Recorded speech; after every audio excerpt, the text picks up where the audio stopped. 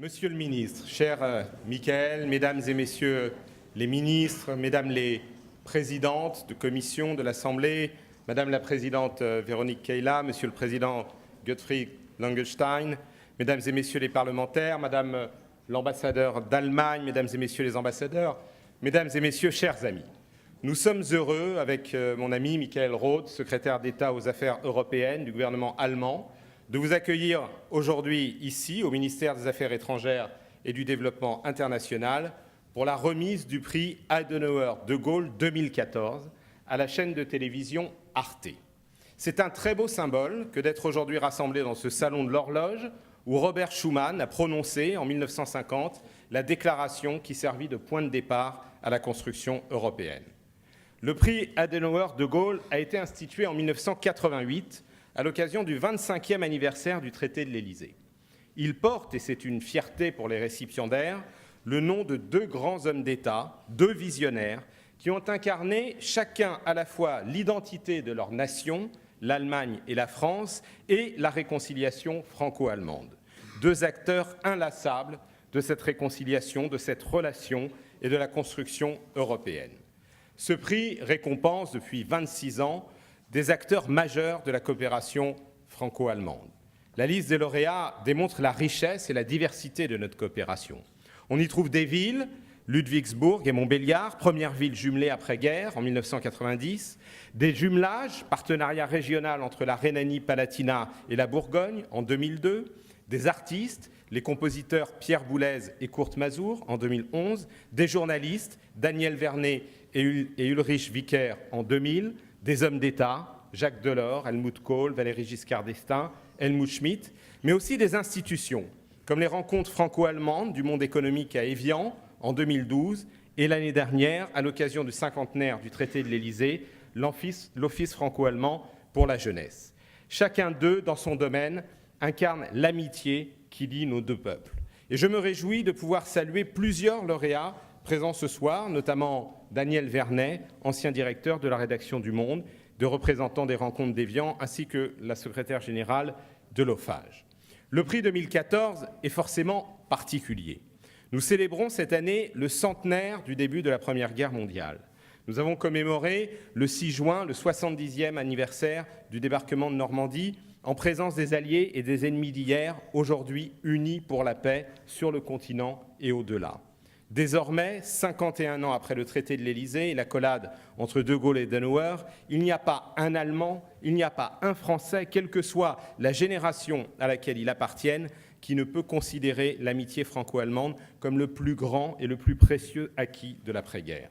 Et ce soir, nous sommes réunis ici, dans ce lieu riche de symboles, chargé d'histoire, pour récompenser un acteur central devenu indispensable de cette amitié.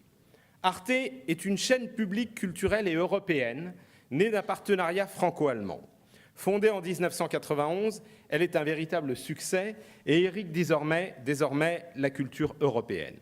La vision des pères fondateurs d'Arte, François Mitterrand, Jack Lang, Helmut Kohl et Lothar Spath, était de créer une chaîne de télévision commune afin de permettre le rapprochement entre Français et Allemands et d'encourager l'intégration culturelle européenne. La création d'une même chaîne pour deux publics était alors une première dans l'histoire de la télévision et reste encore aujourd'hui un phénomène unique dans le paysage audiovisuel mondial. J'ai naturellement une pensée toute particulière pour Jérôme Clément, président d'Arte de sa création à 2011, qui ne peut malheureusement être parmi nous ce soir car il est en déplacement à l'étranger. Mais je veux saluer la présence de Jox Plog, qui a été lui aussi président d'Arte pendant la même période, et également celle du vice-président d'Arte France, Nicolas Sédou. Il ne faut pas nier qu'à ses débuts, Arte a eu du mal à s'imposer dans le paysage médiatique. Mais aujourd'hui, la donne a changé.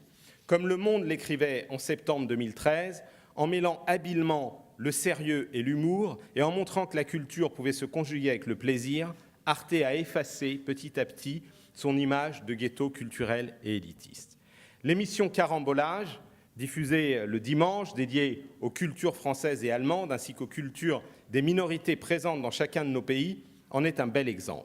Cette émission, qui vient de fêter son 10e anniversaire et qui a reçu de multiples prix, dont le très prestigieux Grimm Price, en 2006, se penche sur un ton ludique et humoristique sur les particularités de la vie quotidienne et de la culture de nos deux pays. Je salue Claire Doutrio, qui a créé cette émission et qui est des nôtres ce soir, et je me réjouis que la cérémonie d'aujourd'hui donne bientôt lieu à une émission spéciale carambolage prix Adenauer de Gaulle. Arte est aussi, chère Véronique Kayla, cher Gottfried Langenstein, un très bel exemple de la responsabilité particulière du couple franco-allemand dans la construction européenne.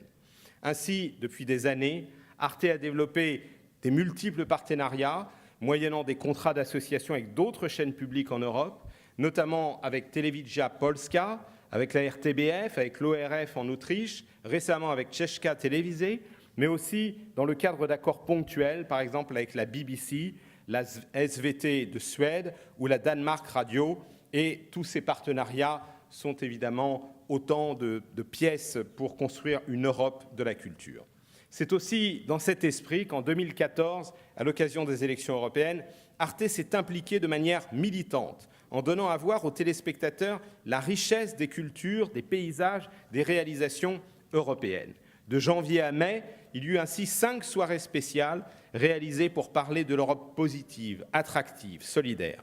Je ne peux que féliciter Arte pour cette innovation incessante et pour cette belle réussite, et j'exprime ici mon souhait que cette approche soit pérennisée. Car malheureusement, l'importance de la culture dans la construction européenne est trop souvent sous-estimée. Je ne sais pas s'il est vrai que Jean Monnet aurait dit qu'il eût fallu commencer par là, mais l'émergence d'une conscience et d'une opinion publique européenne passeront par la culture. C'est pourquoi nous défendons le projet d'une véritable stratégie européenne de la culture, et qu'elle soit mise en œuvre par tous les moyens de la politique européenne, qu'il s'agisse du marché intérieur, de la fiscalité, de la politique du numérique, des aides d'État ou de la politique commerciale. Je n'oublie pas, bien sûr, l'enjeu du droit d'auteur, ainsi que la révision de la directive sur les services des médias audiovisuels. Dans l'environnement numérique qui est le nôtre aujourd'hui, il nous faut en effet garantir la diversité, la qualité de la création, en même temps que la rémunération des auteurs et évidemment favoriser l'accessibilité des œuvres. Je sais que le numérique, c'est aussi un nouveau défi pour Arte. Permettez-moi de revenir un instant sur l'actualité de la relation franco-allemande. Elle n'est pas fondée sur l'idée qu'il n'y aurait pas de différence, mais sur l'idée qu'elles sont une force pour l'Europe et que notre responsabilité commune est de faire qu'elles enrichissent la relation entre nos deux pays en même temps que la dynamique de la construction européenne. Et c'est cela que montre de façon éminente Arte. Arte n'efface pas les différences entre nos deux nations, mais se nourrit au contraire de ce dialogue entre nos deux nations. Notre relation, elle se nourrit de principes, mais aussi de l'étroitesse des liens, et pas seulement institutionnels, mais aussi personnels, que nous avons établis à tous les niveaux. Cela est vrai sur le plan politique, entre les membres des gouvernements, mais cela est vrai aussi pour faire vivre une institution comme Arte. Et il est excellent, il est très important que ces liens transcendent les clivages partisans, qu'ils transcendent les moments différents de nos cycles politiques et qu'ils permettent de faire vivre, encore une fois, la relation directe entre nos nations. Michael et moi, nous avons la chance d'une certaine proximité, mais il ne faut pas s'en contenter. C'est pourquoi nous essayons de multiplier les initiatives communes. Nous venons d'être auditionnés ensemble par les commissions des affaires étrangères et européennes de l'Assemblée nationale. J'ai été invité à me rendre au mois de décembre devant la commission des affaires européennes du Bundestag, comme nos ministres, Frank-Walter Steinmeier et Laurent Fabius, ont eux-mêmes été l'un au Conseil des ministres français, et c'était la première fois qu'un ministre des Affaires étrangères allemand y assistait, l'autre, Laurent Fabius, au Conseil des ministres allemands à Berlin, et c'était aussi une première, et ont démultiplié des démarches communes en se rendant ensemble dans plusieurs pays, en Géorgie, en Arménie, en Moldavie, en Tunisie, et encore, il y a quelques jours, au Nigeria, pour dire que le couple franco-allemand, non seulement est un moteur de la construction européenne, mais porte ensemble à l'extérieur, dans le monde, des conceptions communes. Nous-mêmes, avec Michael, nous sommes rendus ensemble le 28 juin à Sarajevo pour la commémoration du déclenchement de la Première Guerre mondiale. Et au-delà des rencontres politiques, j'ai surtout été frappé par l'occasion qui nous a été donnée de rencontrer de jeunes Bosniaques. Nous avons aussi célébré ensemble à Bad Hersfeld en septembre, dans la circonscription de Michael, à la frontière de l'ex-RDA, la chute du mur de Berlin et du rideau de fer. Et nous voulons multiplier les initiatives qui permettent d'incarner cette relation entre nos deux pays. Ensemble, l'Allemagne, la France, nous devons répondre à de grandes crises. Les crises internationales qui mettent en jeu la paix et même la sécurité de l'Europe et du monde. Évidemment, celles qui déchirent aujourd'hui le Moyen-Orient, en Irak, en Syrie, mais aussi en Afrique, dans le Sahel ou en Libye, en Ukraine et en Russie, mais aussi d'autres crises qui appellent notre solidarité. Je pense à celle qui frappe l'ouest de l'Afrique, à l'épidémie d'Ebola, mais aussi aux défis que nous avons à relever pour affronter la crise du changement climatique. Et ce sont les décisions que nous avons prises lors du récent Conseil européen et auquel l'Allemagne et la France ont très fortement contribué. Et puis, il y a évidemment la crise économique qui appelle de l'audace, parce que nos citoyens attendent de l'Europe qu'elle soit aussi évidemment un espace de prospérité et que pour la jeunesse, elle ne soit pas synonyme de chômage, d'exclusion, mais au contraire d'opportunités et de chances pour l'avenir. C'est dans cette situation exceptionnelle que le couple franco-allemand est le plus utile et qu'il a à agir chaque jour et à faire la preuve concrètement, malgré toutes les allégations, qu'il y a là une amitié qui est vivante et qui est un moteur pour l'Europe. La France et l'Allemagne doivent donc partager et sans cesse inventer cette même vision de l'avenir de l'Europe, car elles ne peuvent être fortes dans la mondialisation qu'ensemble et que par l'Europe. C'est cette vision commune qu'il nous faut entretenir, qu'il nous faut développer. Et je voudrais conclure en rappelant cette phrase du général de Gaulle dans son discours à la jeunesse allemande, où il disait que l'amitié du peuple français et du peuple allemand est la base sur laquelle pourrait se construire l'union de l'Europe, mais aussi la liberté du monde.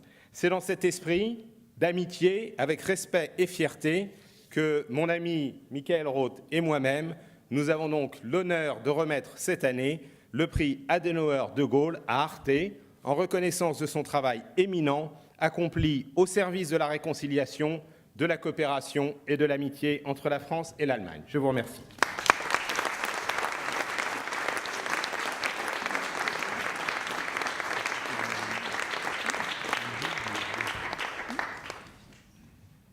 Ja, mein lieber Herr Staatssekretär Moshe Rami Alem, Frau Keiler, Herr Langenstein, Exzellenzen, liebe Kolleginnen und Kollegen, meine sehr verehrten Damen und Herren, liebe Freundinnen und Freunde von Arte und liebe Freundinnen und Freunde der deutsch-französischen Partnerschaft und vor allem liebe Europäer.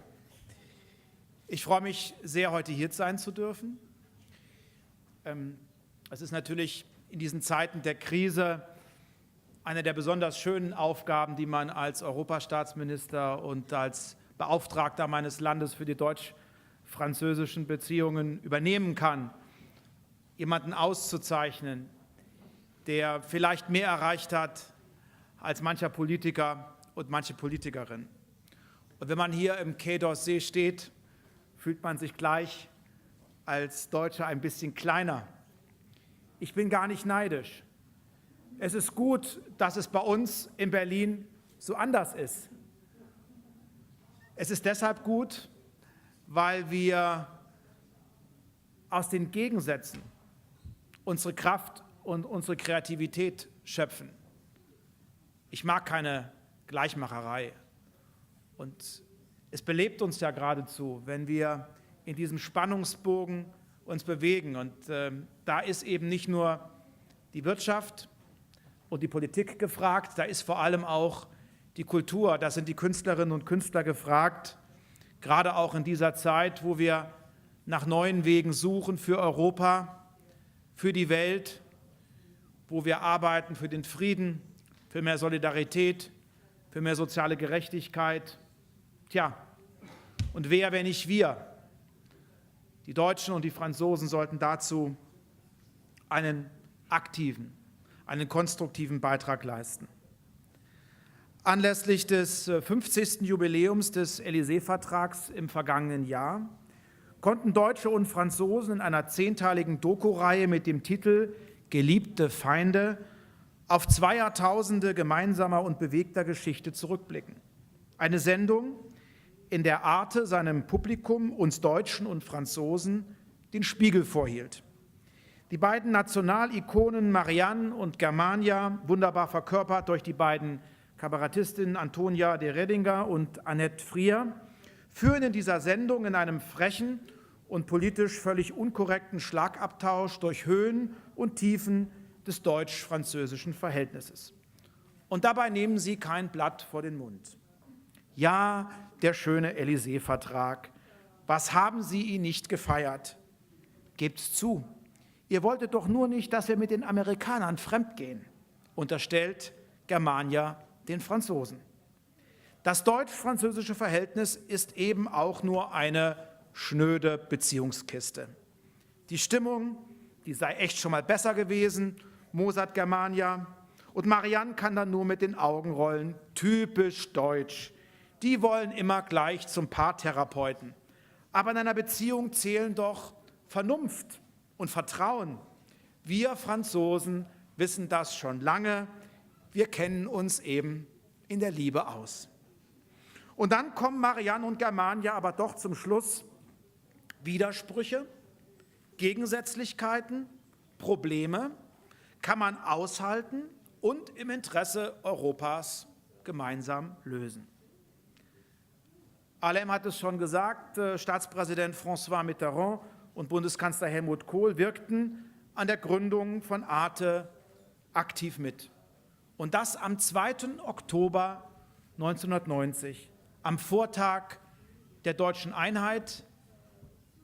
Dieses Jahr erinnern wir an den Fall der Mauer vor 25 Jahren und im nächsten Jahr feiern wir dann die staatliche Vereinigung Deutschlands vor 25 Jahren.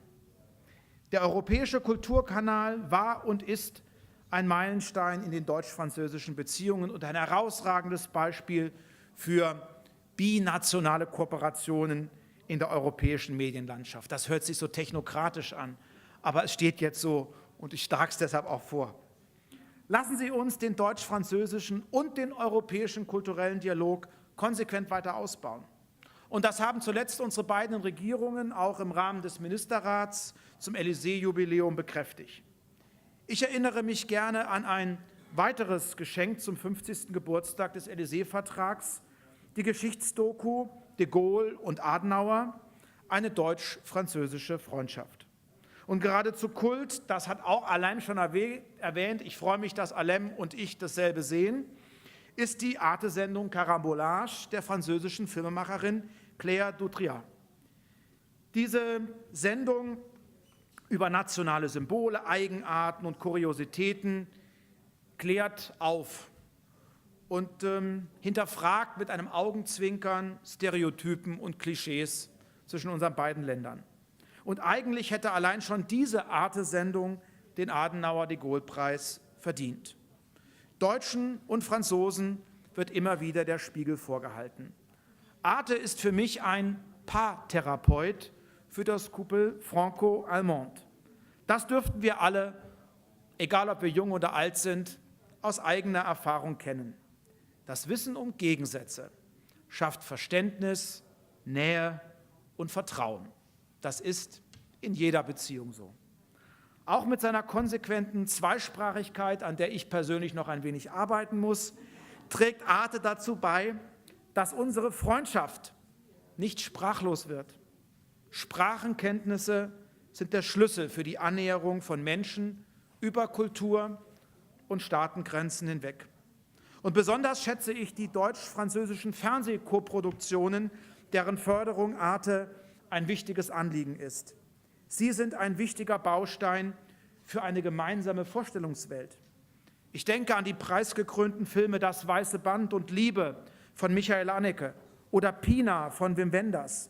Wir wünschen uns künftig noch mehr davon und ich hoffe, dass die Finanzmittel stimmen und ihre Kreativität nie versiegen wird. Kluge Regisseure, Wunderbare Schauspielerinnen und Schauspieler haben wir in unseren beiden Ländern zu Genüge. Und besonders freut mich, dass so der Marktanteil von Arte in Frankreich und in Deutschland gestiegen ist. Aber auch dort bleiben wir weiterhin ambitioniert. Da geht noch mehr. Im heiß umkämpften Fernsehmarkt ist jede noch so bescheidene Steigerung des Marktanteils ein Erfolg. Und angesichts des hochinteressanten und eher einzigartigen Programms bin ich sicher, dass der Trend hin zu Arte anhalten wird. Ich gehöre schon seit vielen Jahren zu den bereits überzeugten Zuschauern. Verehrte Madame Kaila, sehr geehrter Herr Langenstein, Konrad Adenauer und Charles de Gaulle wollten eine deutsch-französische Freundschaft zwischen Menschen und nicht alleine zwischen Staaten. Arte steht für diese Vision seit über 20 Jahren konsequent ein. Arte berührt die Menschen in Deutschland, in Frankreich und vor allem auch europaweit. Wir ehren mit dem diesjährigen Adenauer-de-Gaulle-Preis eine einzigartige Zusammenarbeit und den wichtigen Beitrag, den Arte leistet, um Deutsche und Franzosen über die Kultur einander näher zu bringen. Europa, meine sehr verehrten Damen und Herren, begeistert nicht über den Binnenmarkt. Europa begeistert nicht über den Euro. Und Europa begeistert auch nicht über Bürokratie. Europa begeistert als bunte und vielfältige, auf Respekt und Toleranz aufbauende Gemeinschaft der Kultur.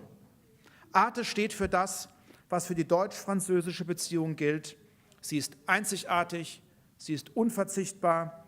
Und wenn es eine Institution wie Arte nicht schon fast ein Vierteljahrhundert gäbe, man müsste sie erfinden. Wir sind dankbar und wir sind stolz auf Sie. Herzlichen Glückwunsch. Lang lebe die deutsch-französische Freundschaft und lang lebe Europa. Ich danke Ihnen.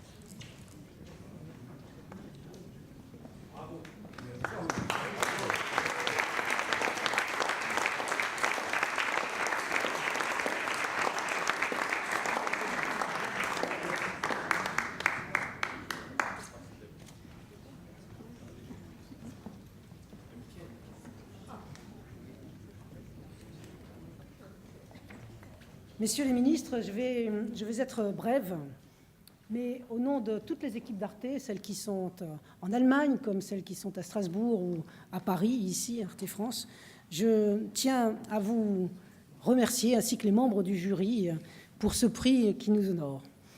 C'est une récompense pour tous ceux qui travaillent au quotidien à transformer cette belle utopie d'une chaîne binationale, biculturelle, bilingue, en une réalité originale, efficace et maintenant reconnue de tous.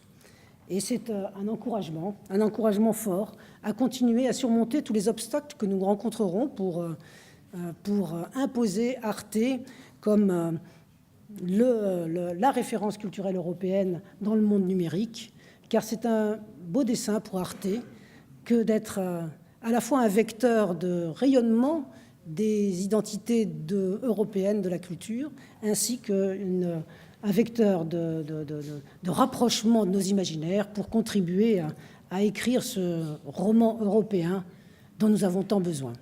Je me contente de ces quelques mots et je passe la parole à Gottfried Langenstein qui voudrait vous dire quelques mots sur la relation particulière qui le lie à la France et peut-être aussi sur son expérience d'Arte qui est bien plus ancienne que la mienne.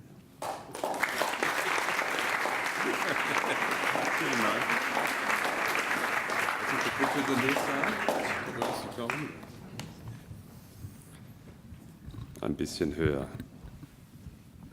Mesdames, Messieurs, verehrte Damen und Herren, sehr geehrter Herr Staatsminister Roth, Monsieur le Secrétaire d'État Alain Désir. In der Tat, es ist eine besondere Ehre, dass Véronique Kaila und ich als deutsche Vertreter heute Abend aus Ihren Händen den Adenauer-de-Gaulle-Preis für Arte erhalten dürfen. Ein Preis, der ein leuchtendes Symbol für die beispielhafte Versöhnung Frankreichs und Deutschlands steht und der uns ermahnt, die Erfahrungen der Kriege nicht zu vergessen und den großen Wert dieser europäischen Gemeinschaft hochzuschätzen und in jeder Hinsicht zu pflegen. Ich möchte nicht versäumen, an diesem Abend einer Person zu danken, der ich mein Hiersein hier verdanke und die auf exemplarische Weise für die Aussöhnung zwischen unseren Ländern steht. Es ist eine junge französische Bäuerin. Und so gehört es sich, dass ich ihr auf Französisch danke. Retournons un petit moment aux derniers mois de la Deuxième Guerre mondiale. Mon père, dans l'âge de 23 ans, et officier de l'armée allemande, était envoyé dans les bois d'Argonne pour bloquer l'avance des troupes américaines. Il dormait à la Belle Étoile. Et le matin, il était réveillé par les rumeurs des soldats. Les Américains avançaient. Se levant, il fut touché à l'instant par 3 balles. 2 moins graves, mais une traversait le poumon et arrêtait devant le cœur. Après quelques jours dans les bois, finalement, il pâmait. Il a perdu sa conscience, il pensait de mourir. Mais il se réveillait dans un lit avec une couverture quadrillée rouge et blanc. Il se retrouvait dans une ferme, à côté de son lit, une jeune paysanne française.